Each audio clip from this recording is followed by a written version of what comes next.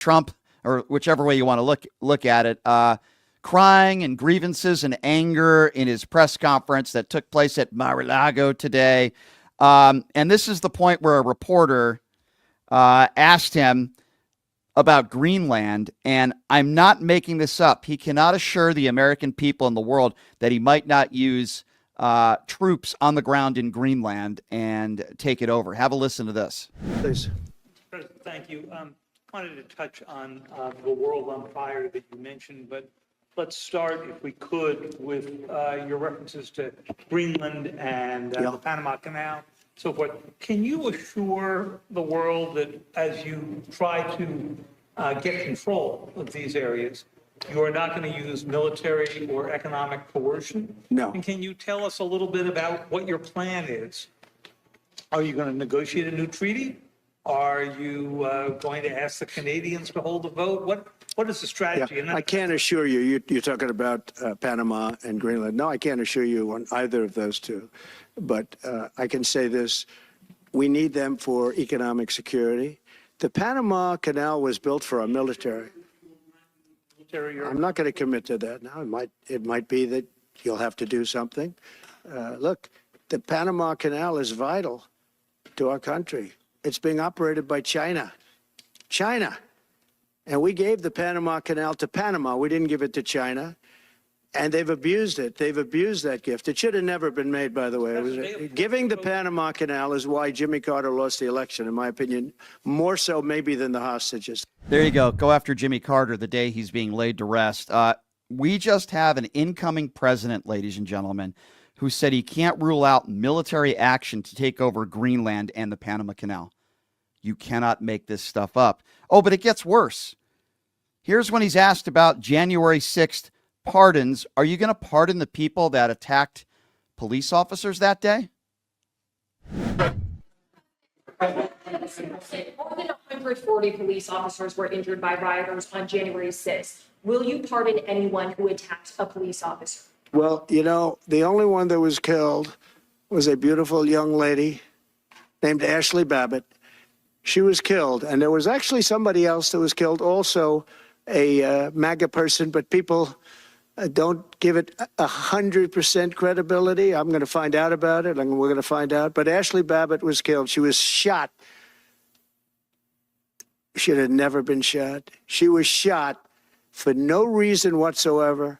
In fact, they say that she was trying to hold back the crowd, and the crowd was made up of a lot of different people, so we'll see. But I will tell you this, the person that was killed was Ashley Babbitt. Notice how he doesn't answer the question. Mr. President-elect, whatever you want to call him, orange orangutan.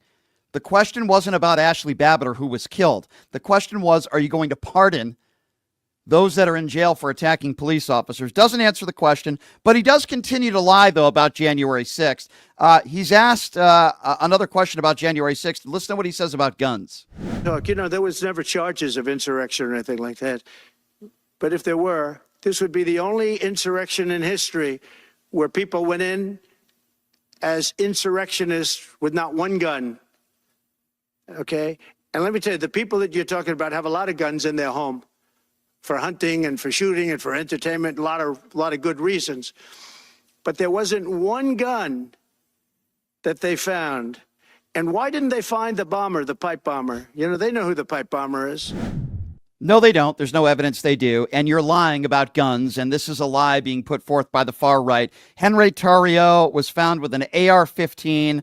Harlan Bowen, of 48 years old of Colorado, was arrested. He had a Glock 23 handgun and a large capacity magazine. Thomas Gronick of North Carolina had a 9mm handgun as well. Leslie Grimes of Michigan was possession of a large capacity magazine. Christopher Alberts had a 9mm Taurus handgun that held 12 rounds that day. Lonnie Kaufman had an assault-style rifle, a shotgun, and 3 handguns. Grant Moore had a .380, 3-loaded 6-round magazines. Julian Snell, a 40-year-old, was in possession of a large capacity magazine. All these people were arrested and charged, by the way. Timothy Wolf had a large capacity magazine. A guy by the name of Cleveland Meredith Jr. had an assault rifle. Sam Fisher of New York was in possession of multiple firearms and was charged. Mark Abraham also was in possession of a deadly and dangerous weapon. Mark Mazza was arrested and charged with carrying a firearm on Capitol grounds as well that day. So I could actually name you even more people. That is a blatant lie that there were no guns. You hear that from the far right all the time. Nobody had a gun. It was an insurrection. And here's Donald Trump now going after Jack Smith, somehow saying that this morning at Mar-A-Lago that Jack Smith is executing people. I'm not making this up. Have a listen. They brought this moron out of The Hague. He's a mean guy. He's a mean, nasty guy. His picture was perfect because you look at his picture, you say, that's a bad guy with his robe, his purple robe. And he executes people. He shouldn't be allowed to execute people because he'll execute everybody. He's a nut job. But we want all of those cases with him. Wait, what? Jack Smith is executing people? What the hell is this orange orangutan talking about?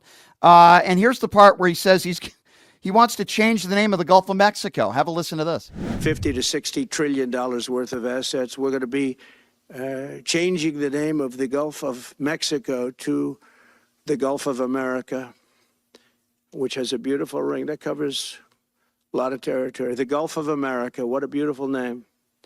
And it's appropriate. It's appropriate. And Mexico has to stop allowing millions of people to pour into our country. They can stop them. Yeah, there you go. That's very intelligent. Let's change the Gulf of Mexico to the Gulf of America. Yeah, I'm sure that's going to happen. Very logical. And then finally, I mean, I can play, the hour-long press conference if I wanted to. It's so nuts.